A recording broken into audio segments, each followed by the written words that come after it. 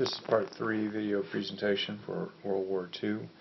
This presentation will focus on the home front and the way in which World War II affected the United States here domestically. Again, a reminder that the images within this PowerPoint are in the public domain. If you have any questions, please don't hesitate to give me an email or phone call. Again, this is part 3 of 3 World War II presentations. As we focus on World War II and the domestic side in the United States, we're going to for sure focus on the production and the great advantages that the United States had with production, the tremendous capacity with the factories.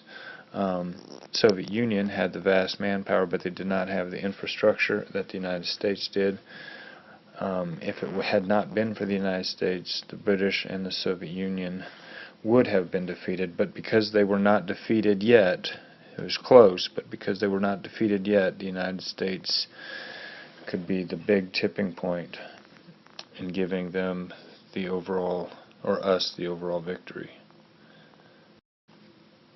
These are a few photographs of production in World War II. So we'll talk a little bit more numbers later, but if you take a look here, these photographs would be published, of course, then in European newspapers, hopefully in German newspapers or in Japanese newspapers. In some cases, these photographs were manipulated. It's documented that there were actually mirrors placed around the outside of these photographs to make the production look a lot bigger. This is to strike fear in the hearts of the Japanese or German civilians. But nonetheless, the production levels in the United States were astronomically huge. And some of these then, of course, the airlines or the aircraft industry was very important in Kansas.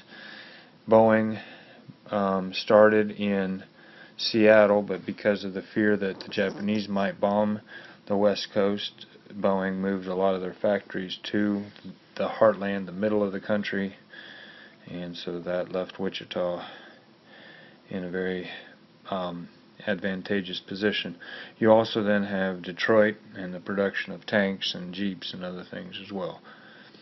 So the production, remember that not one bridge, not one road, not one airport, not one railroad domestically in the United States was attacked.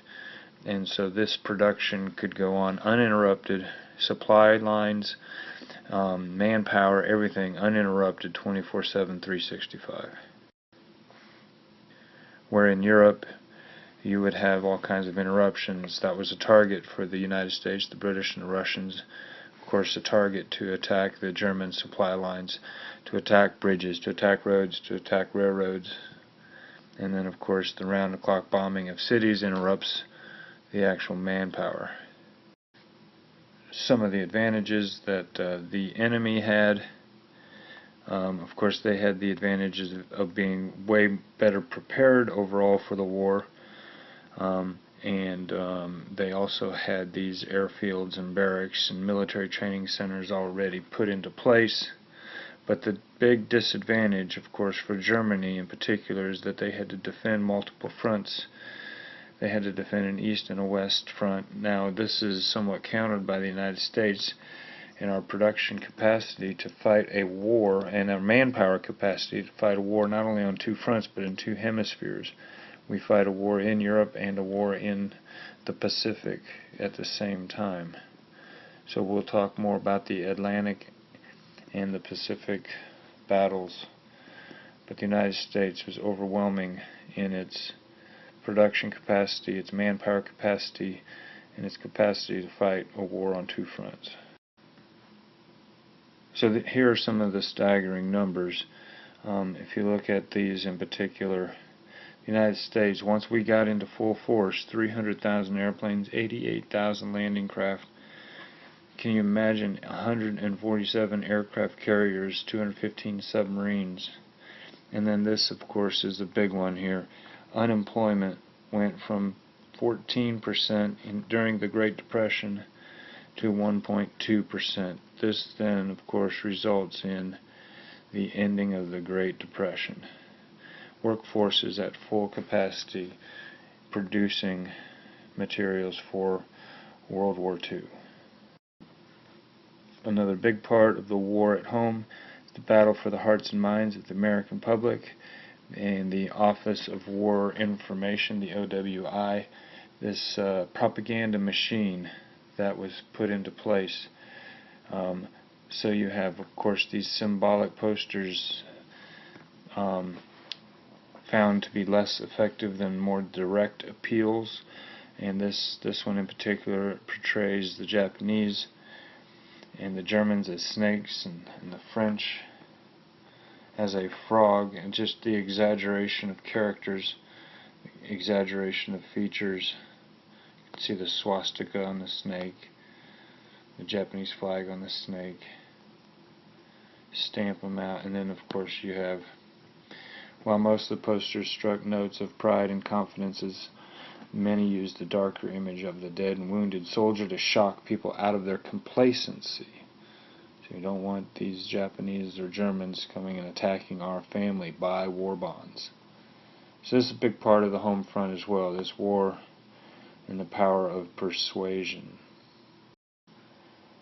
And these are just some more war posters. He's watching you. Watch out.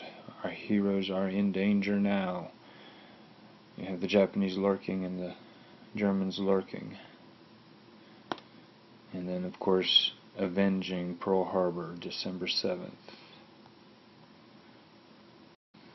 A huge part of our war production had to do with women getting involved in the workforce, and this working women portrayed on posters known collectively as Rosie the Riveter. They were born strong and beautiful, but they were accessorized by lunch pails and tools rather than earrings, necklaces, and rings. So Rosie the Riveter. Now the rivet, this poster illustrates a riveter. So the rivet holds the airplane sheet metal together, and so this lady here is putting rivets in, or drilling holes for rivets. There's another lady here putting the rivets in the airplane. More production. Do your part. Join the workforce. Another big part of mobilization is this idea that you have not only production levels rising, but profits rising and wages rising, vast population shifts, and then you also have the population or the production of farmers. An American farmer becomes a marvel of the world, and one of the ways in which we are able to fight this war on two hemispheres is because we are able to supply our soldiers on two hemispheres. And Kansas becomes known as the breadbasket of the world, and so again, even still today, the United States farmers are the envy of the world. Another big part of our domestic, the effect of the war on our domestic life is rationing. Sugar rationing in 1943, this idea that you have rationing of coffee, gasoline, tires, and fuel. Speed limit is reduced to 35 miles an hour because of a shortage in rubber and the wear and tear of the tires. So speed limit is down to 35. And then people are encouraged to plant victory gardens. These are just illustrations. These are photographs of ration cards. You'd be given a ration wallet. You'd be given little tickets, rationing fuel, and you walk around with your ration cards, ration books, and once your chips, once your tokens, once your stickers were up, no longer could purchase any items. These are just a couple more war posters to illustrate doing your part, rationing, joining a car club to conserve on fuel, conserve on rubber, and you're doing it all for the good of the cause, doing it to support the troops. A couple more posters to support this idea that you're going to dig on for victory. And Joe Farmer was helping the war effort, planting his own garden.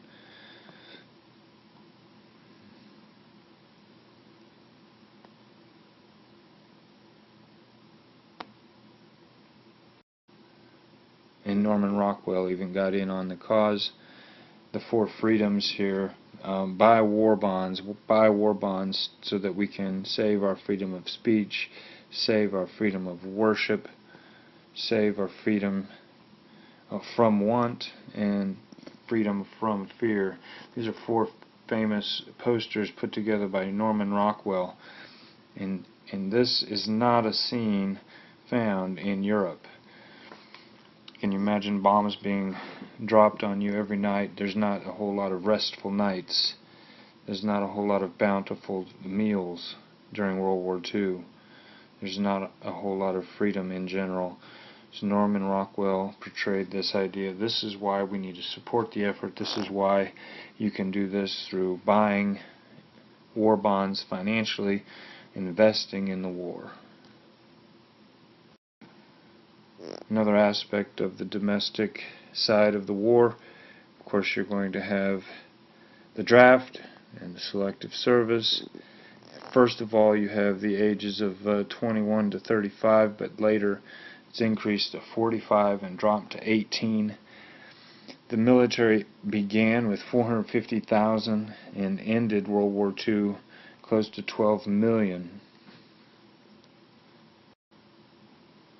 More draft and recruitment posters. Join the Marine Corps, the U.S. Marines. Then one of the darker sides of the war on the home front was the way in which Japanese Americans, especially Japanese Americans out in California on the West Coast, but the way in which Japanese Americans were viewed with a lot of suspicion. Their loyalty was in question, and so in some cases they were rounded up and put into camps, internment camps, and held there without any charges and without any due process. So the horrible kind of black spot on the United States and our treatment of American citizens of maybe foreign descent, but nonetheless American citizens. So this occurred shortly after the attack on Pearl Harbor. Japanese Americans, some were infuriated, but trying their best to show that they are Americans. I am an American. And this is a photograph of a internment camp in Colorado, moving them away from the West Coast and placing them in basically a prison camp. Women, children, American citizens. A couple more photographs here of these camps, internment camps for Japanese Americans.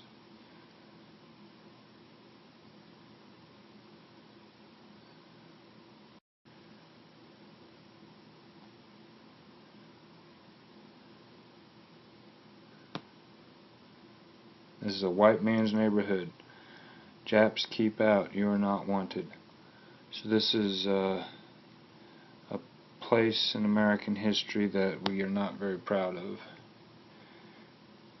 Many other aspects to the domestic home front, but this is just a short introduction. This is the third PowerPoint of 3 going through World War II.